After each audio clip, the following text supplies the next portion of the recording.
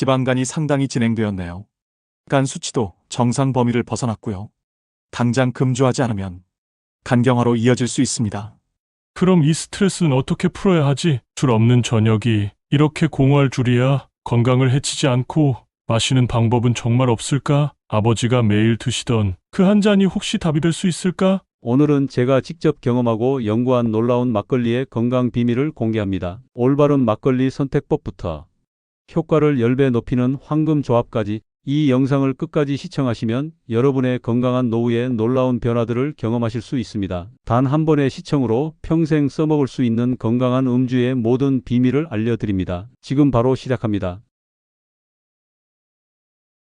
매일 저녁 9시 퇴근길에 편의점에 들러 소주 한 병을 사던 그 순간들을 지금도 생생히 기억합니다. 오늘도 고생했어 라며 혼자 건배하던 그 소주 한 잔이 어느새 두 잔이 되고 세 잔이 되더니 결국 한 병을 비우는 것이 일상이 되어버렸습니다. 스트레스를 풀 방법이라곤 그것뿐이라고 생각했던 50대 초반의 저였습니다. 건강관리 전문가라는 타이틀이 무색할 정도로 제 몸 하나 제대로 챙기지 못했던 그 시절이었죠. 그러던 어느 날 정기 건강검진에서 받은 청천벽력 같은 소식, 지방간이 상당히 진행되었네요. 간 수치도 정상 범위를 벗어났고요.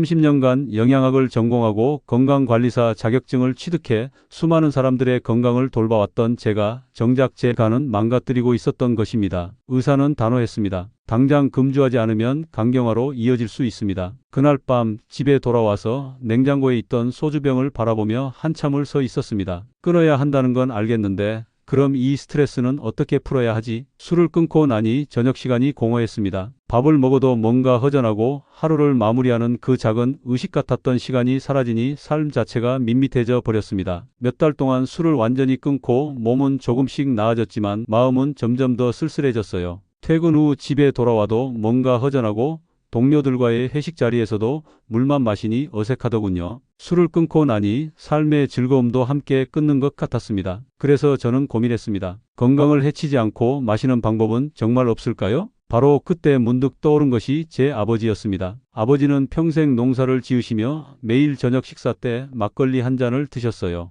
밥상에 앉으시면 항상 막걸리 한 잔을 반찬처럼 곁들이셨죠. 그땐 그냥 시골 어르신들의 습관인 줄만 알았습니다. 그런데 영양학을 전공하고 건강 전문가가 된 후 아버지의 그 한 잔이 단순한 술이 아니라 유산균과 효소가 살아있는 발효 보약이었다는 걸 깨달았습니다. 아버지는 89세까지 큰 병 없이 건강하게 지내셨어요. 매일 새벽 5시에 일어나 농사일을 하시고 저녁엔 막걸리 한 잔으로 하루를 마무리하시던 그 모습이 새삼 떠올랐습니다. 그래서 저는 막걸리에 대해 본격적으로 연구하기 시작했습니다. 단순히 마시는 게 아니라 발효의 원리, 유산균의 증식, 효소의 역할까지 영양학자로서 철저히 분석했죠. 수많은 논문을 찾아보고 직접 여러 종류의 막걸리를 구매해 성분을 비교 분석했습니다. 놀라운 사실들을 발견했습니다. 살균하지 않은 생막걸리 한 병에는 요구르트보다 100배 이상 많은 700억에서 800억 마리의 유산균이 들어있다는 것이었어요. 이 유산균들은 장 속에서 나쁜 균을 억제하고 배변 활동을 돕고 면역력을 높이는 중요한 역할을 합니다. 뿐만 아니라 막걸리에는 우리 몸에서 자체적으로 만들지 못하는 필수 아미노산들이 풍부하게 들어있었고 발효 과정에서 만들어지는 각종 효소들이 소화를 돕고 노폐물 배출을 촉진한다는 것도 확인했습니다. 그때부터 저는 소주 대신 막걸리로 바꾸기 시작했습니다. 처음엔 반신반의했죠. 정말 소주만큼 스트레스 해소 효과가 있을까? 몸에 부담은 없을까 하고 말입니다. 하지만 막걸리를 마시기 시작한 지 일주일 만에 확실한 변화를 느꼈습니다. 우선 다음날 아침이 달랐어요. 소주를 마신 다음 날은 항상 속이 쓰리고 머리가 무거웠는데 막걸리를 마신 다음 날은 오히려 속이 편안하고 개운했습니다. 그리고 2주가 지나자 변비가 해결되기 시작했어요. 오랫동안 고생하던 변비가 자연스럽게 개선되는 것을 느꼈죠. 한 달 후 다시 건강검진을 받았을 때 간 수치가 눈에 띄게 개선되어 있었습니다. 지방간도 상당히 호전된 상태였고 전반적인 소화 기능도 좋아져 있었어요. 그때 확신했습니다. 막걸리는 단순한 술이 아니라 마시는 건강식품이구나. 지금도 저는 매일 저녁 식사와 함께 막걸리 한 잔을 습관처럼 마십니다. 그게 제가 73세인 지금도 건강하게 상담실에서 환자들을 만날 수 있는 이유 중 하나라고 생각합니다. 하지만 여러분, 막걸리라고 해서 전부 다 같은 막걸리가 아닙니다. 얼마 전 지인들과 저녁을 먹을 때였어요. 오랜만에 막걸리를 마시게 됐는데 한 분이 막걸리를 따르면서 이렇게 말하더군요. 나는 술찌꺼기는 안 먹어. 찌꺼기 같고 걸쭉해서 싫어. 그러고는 윗물만 조심스럽게 따라 마셨습니다. 여기서 말하는 술찌꺼기는 막걸리병 아래쪽에 가라앉아 있는 하얗고 걸쭉한 부분입니다. 쌀과 누룩이 발효되면서 생긴 찌꺼기처럼 보이지만 사실은 막걸리의 유산균, 효소, 식이섬유가 가장 많이 들어있는 핵심 부분이에요. 쉽게 말해서 술찌꺼기를 남기고 윗물만 마신다는 건 막걸리의 건강한 부분은 다 버리고 알코올만 마시는 셈이죠. 그래서 저는 그 자리에서 설명해 드렸습니다. 막걸리는 병을 잘 흔들어서 침전물까지 함께 마시는 것이 진짜예요. 그게 장 건강에도 좋고 소화에도 도움이 되고 다음날 속도 한결 편안하게 만드는 비결입니다. 하지만 문제는 이렇게 좋은 침전물까지 마셔야 하는 막걸리가 모두 같은 막걸리가 아니라는 점입니다. 어떤 막걸리는 유산균이 살아있고 어떤 막걸리는 살균으로 다 죽이고 감미료만 잔뜩 들어 있습니다. 특히 마트에서 쉽게 살 수 있는 막걸리들을 잘 살펴보면 진짜 생막걸리와는 많은 차이가 있다는 것을 알 수 있어요. 심지어 냉장 보관된 막걸리라고 해서 무조건 좋은 막걸리라고 생각하면 큰 오산입니다. 제가 직접 수십 종류의 막걸리를 분석해 본 결과 막걸리는 크게 두 가지로 나눌 수 있습니다. 살균 막걸리와 생막걸리죠. 살균 막걸리는 말 그대로 고온에서 살균 처리를 해서 효소와 효모를 모두 없앤 막걸리입니다. 이 과정은 유통기한을 늘리기 위한 것이죠. 그래서 마트나 편의점에서 쉽게 볼 수 있고 유통기한도 한 달 이상 긴 편입니다. 하지만 보존성을 위해 감미료도 들어가고 탄산도 인공적으로 첨가된 경우가 많습니다. 그렇다고 살균 막걸리가 더 깨끗하냐고요? 그건 아닙니다. 오히려 건강에 이로운 유산균이나 발효 효소 같은 건 하나도 남아있지 않아요. 달고 톡 쏘는 맛은 있지만 유익한 성분은 적고 속이 부담스러울 수 있습니다. 그렇다면 생막걸리는 어떨까요? 생막걸리는 살균하지 않은 막걸리, 즉 발효균이 살아있는 상태로 유통되는 막걸리입니다. 그래서 유통기한이 짧고 냉장 보관이 필수예요. 안에 있는 유산균, 효모, 효소는 그대로 살아있어서 장을 도와주고 소화를 도와주고 몸속 노폐물을 청소하는 역할까지 합니다. 하지만 생막걸리라고 해서 전부 똑같지는 않습니다. 그 안에서도 발효가 어느 정도 진행됐느냐에 따라 차이가 나거든요. 첫 번째는 발효가 덜 된 상태로 출고된 생막걸리, 이른바 미숙성 상태입니다. 이런 막걸리는 병을 열었을 때 거품이 확 올라오고 톡 쏘는 맛이 강해요. 발효가 아직 진행 중이라 병 안에서 이산화탄소가 만들어지고 있는 거죠. 그런데 이때 조심하셔야 할 게 있어요. 발효가 덜 된 막걸리에는 아세트알데히드라는 성분이 많이 남아있을 수 있습니다. 이건 알코올이 분해되는 과정에서 생기는 물질로 숙취의 원인이 되고 간에도 부담을 주는 독성 물질이에요. 겉보기엔 신선해 보이지만 속은 오히려 더 부담스러울 수 있다는 이야기입니다. 제가 실제로 경험한 일을 말씀드릴게요. 몇 년 전 유명한 양조장의 신제품 막걸리를 마셨을 때였어요.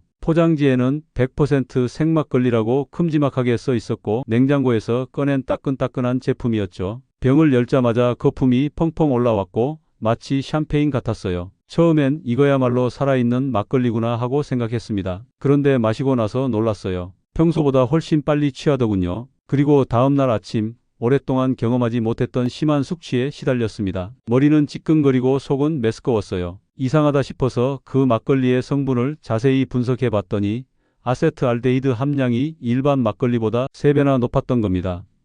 그때 깨달았어요. 무작정 거품이 많이 나고 톡 쏘는 맛이 강하다고 해서 좋은 생막걸리가 아니구나. 발효가 제대로 완료되지 않은 막걸리는 오히려 몸에 독이 될 수 있구나. 반면 발효가 충분히 끝난 생막걸리는 어떨까요? 병을 열었을 때 거품이 거의 없고 맛도 시큼하면서 부드럽습니다. 유산균은 살아있고 아세트알데히드는 낮고 속도 덜 부담스럽고 다음날도 개운하죠. 건강을 위해서는 바로 이런 막걸리를 마셔야 합니다. 그럼 어떻게 구별할 수 있을까요? 몇 가지 간단한 방법이 있어요. 먼저 병을 가볍게 흔들어 보세요. 발효가 덜 된 막걸리는 흔들기만 해도 거품이 막 올라옵니다. 마치 콜라를 흔든 것처럼 말이죠. 반면 제대로 발효된 막걸리는 흔들어도 거품이 많이 생기지 않아요. 두 번째는 맛으로 구별하는 방법입니다. 발효가 덜 된 막걸리는 달콤하고 톡 쏘는 맛이 강해요. 마치 탄산음료 같은 느낌이죠. 하지만 제대로 발효된 막걸리는 시큼하면서도 깔끔한 맛이 납니다. 뒷맛도 깔끔하고요. 세 번째는 색깔로 구별하는 거예요. 발효가 완료된 막걸리는 약간 노르스름한 빛이 돌아요. 쌀이 완전히 발효되면서 자연스럽게 생기는 색깔이죠. 반면 발효가 덜 된 막걸리는 하얗고 탁한 색을 띱니다. 그리고 감미료가 없는 생막걸리를 선택하세요. 요즘 마트에 있는 냉장 막걸리들을 보게 되면 많은 분들이 냉장 보관이니까 생막걸리겠지라고 생각하시는데 대부분은 살균 막걸리입니다. 그냥 차게 보관하는 것일 뿐 이미 살균도 했고 유산균도 없고 감미료는 들어가 있고 겉보기만 생막걸리인 경우가 많아요. 실제로 제가 시중에 판매되는 냉장 막걸리 20종을 분석해 본 적이 있어요. 그 중에서 진짜 생막걸리는 단 3개뿐이었습니다. 나머지 17개는 모두 살균 처리된 제품들이었죠. 특히 대형마트에서 쉽게 살 수 있는 유명 브랜드 제품들 대부분이 살균 막걸리였어요. 정말 좋은 막걸리를 드시고 싶다면 제품 뒷면을 돌려서 살균 여부, 감미료 포함 여부, 그리고 유통기한이 짧은지 꼭 확인해 보셔야 합니다. 진짜 생막걸리는 유통기한이 보통 2주 정도로 짧아요. 한 달 이상 보관할 수 있다고 되어 있다면 거의 확실하게 살균 막걸리라고 보시면 됩니다. 그런데 여기서 한 가지 더 중요한 팁을 알려드릴게요. 생막걸리의 시큼한 맛이 입에 잘 안 맞으시는 분들이 계시죠? 저도 처음엔 그랬어요. 소주의 깔끔한 맛에 익숙해져 있다 보니 막걸리의 시큼한 맛이 낯설었거든요. 그런 분들께는 천연 꿀을 추천해 드려요. 생막걸리 한 컵에 천연 꿀을 작은 티스푼으로 한 숟갈 정도만 넣어보세요. 맛이 훨씬 부드러워지고 꿀 속 항산화 성분이 막걸리 유산균과 잘 어우러져서 소화도 훨씬 편안해집니다. 저는 이 조합을 골든 막걸리라고 부르고 있어요. 실제로 꿀에는 올리고당이 들어있어서 유산균의 먹이 역할을 해주거든요. 그래서 막걸리 속 유산균이 더 활발하게 활동하게 되죠. 마치 유산균 영양제를 따로 먹는 것과 같은 효과를 볼 수 있어요.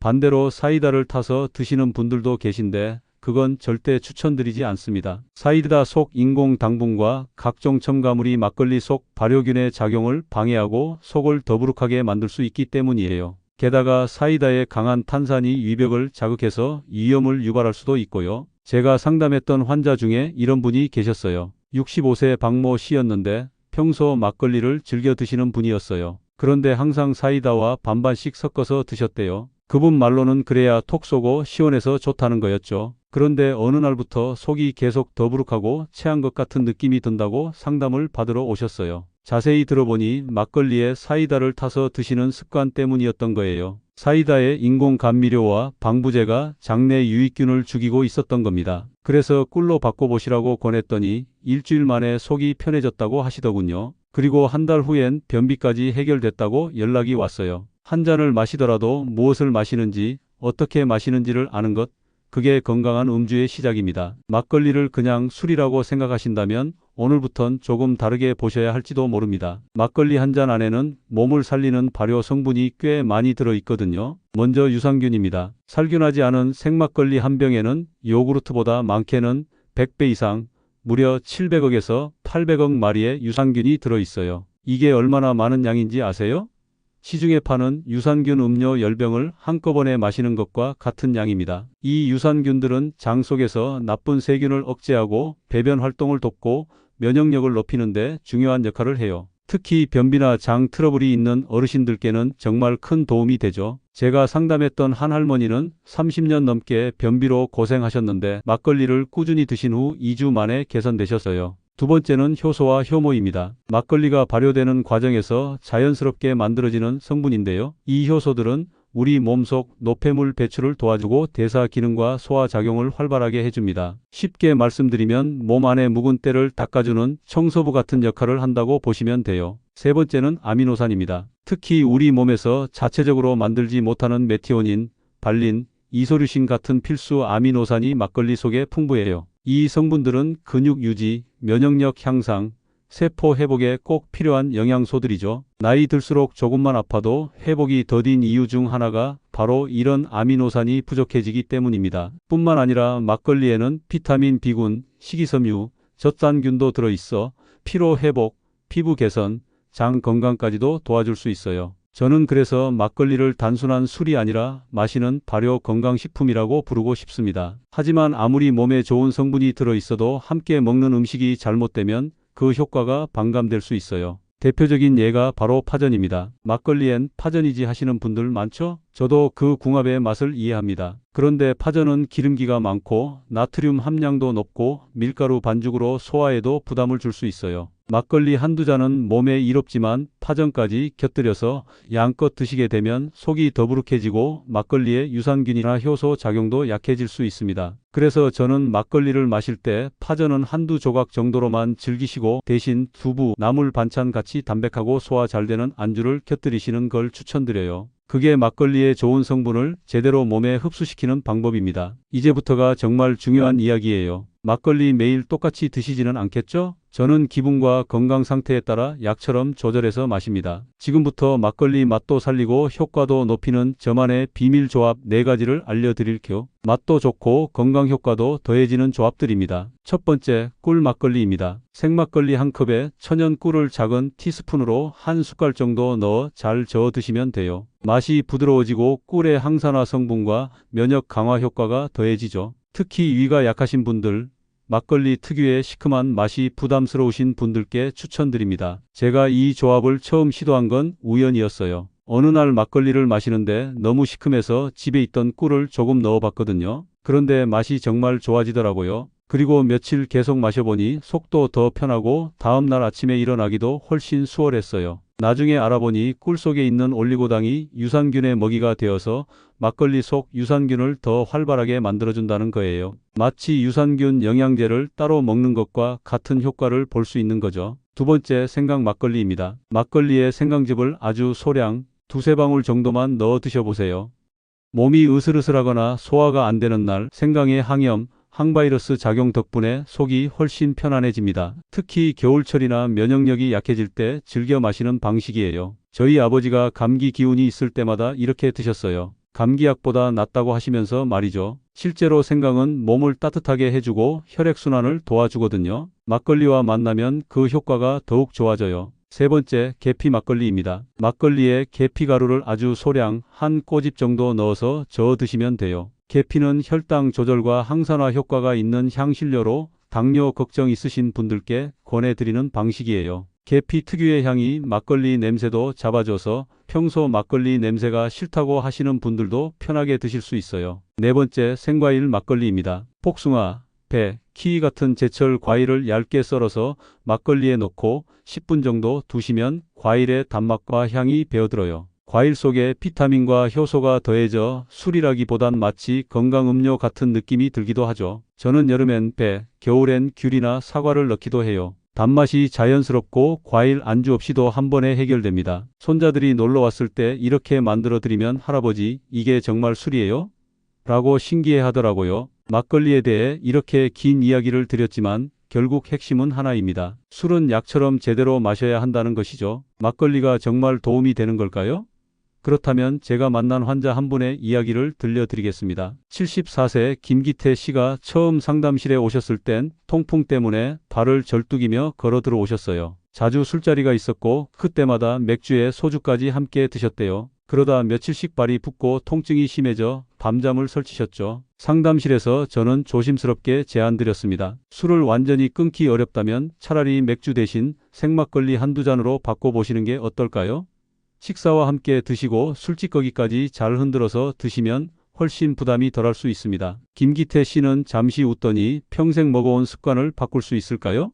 하고 말씀하시더군요. 맥주는 통풍에 정말 안 좋아요. 맥주는 절대 드시면 안 된다고 말씀드렸죠. 그런데 몇 달 후 다시 됐을 땐 표정이 완전히 달라져 있었습니다. 요즘은 발도 잘 안 붓고 속도 덜 더부룩해요. 잠도 예전보다 깊이 자고요. 술을 줄이긴 했는데 막걸리로 바꾼 게 제일 큰 변화 같아요. 그 말씀을 들으며 저는 다시 한번 느꼈습니다. 모든 술이 나쁜 건 아니고 모든 사람에게 똑같은 금주가 답이 아닐 수도 있구나. 실제로 막걸리의 건강 효과는 여러 연구에서도 확인되고 있어요. 우선 심혈관 건강입니다. 막걸리에 들어있는 식이섬유, 폴리페놀, 유산균은 혈액 속 중성지방과 콜레스테롤 수치를 낮추는 데 도움을 줍니다. 이건 국내 연구에서도 수차례 확인된 내용인데요.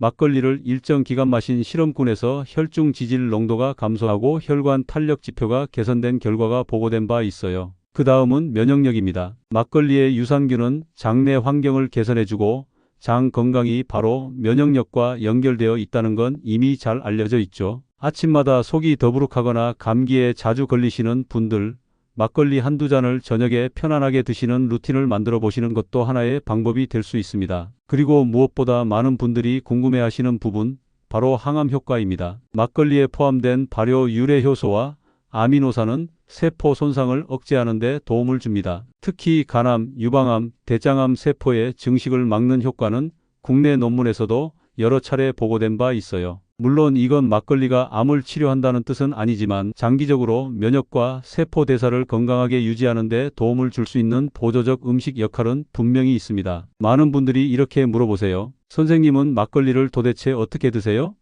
복잡하지 않습니다. 저는 지금도 하루 한 잔 저녁 식사와 함께 마십니다. 그 한 잔이 73세인 지금도 건강하게 상담실에서 여러분을 만날 수 있는 제 루틴이 됐어요. 언제 먹느냐, 얼마나 먹느냐, 무엇과 함께 먹느냐, 이 세 가지만 기억하시면 됩니다. 먼저 시간대입니다. 저는 반드시 저녁 식사 중이나 직후에 마셔요. 공복에 마시면 위를 자극할 수 있기 때문입니다. 속이 든든할 때 마셔야 유산균과 효소도 잘 작용하고 몸의 부담도 적어요. 양은 한 컵에서 두 컵 정도면 충분합니다. 약 200ml에서 400ml 정도죠. 이 정도가 몸에 무리가 되지 않으면서 막걸리 안에 좋은 성분들이 몸에 잘 작용할 수 있는 양입니다. 한 병을 2, 3일에 나눠 드시는 게 가장 좋아요.